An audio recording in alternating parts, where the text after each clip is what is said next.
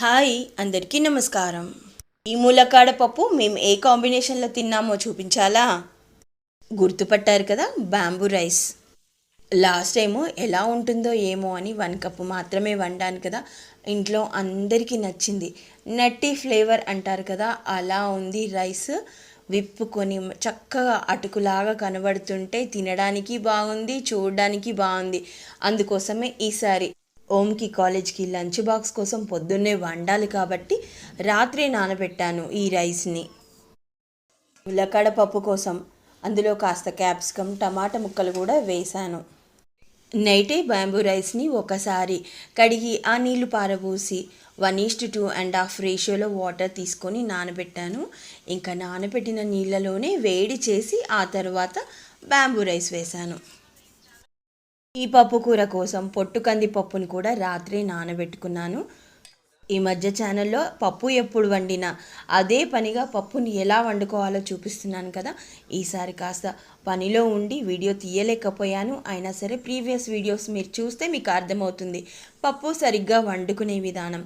ఆ విధంగానే నురగనీళ్ళు తీసేసి ఆ తర్వాత మార్నింగ్ ఇలా కుకుంబర్ టమాటా జ్యూస్ కానిచ్చేసాను. నేను బాబు తీసుకున్నాము. ఇంకా పొద్దున్నే కాలేజీలు అంటే స్కేల్ మీద కొలిచినట్టుగా టైంని మెజర్ చేసుకుంటూ చేయాలి.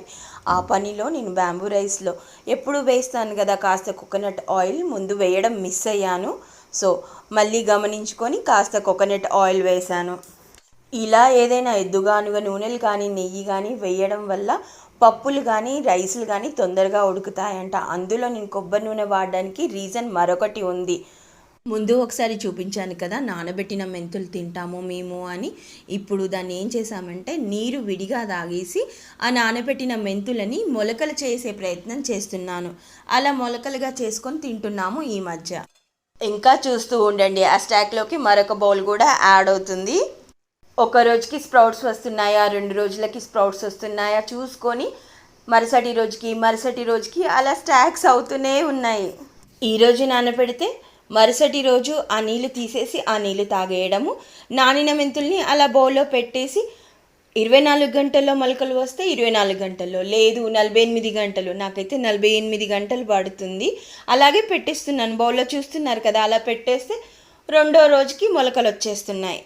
ఇక్కడ బ్యాంబూ రైస్లో మరికొన్ని నీళ్ళు వేయాల్సి వచ్చింది. దానికోసం పక్కన మరో బౌల్లో కొన్ని నీళ్లు కాచుకొని అవసరమైనన్ని పోసుకొని మళ్ళీ వండాను, అన్నం విప్పుకునేంతవరకు.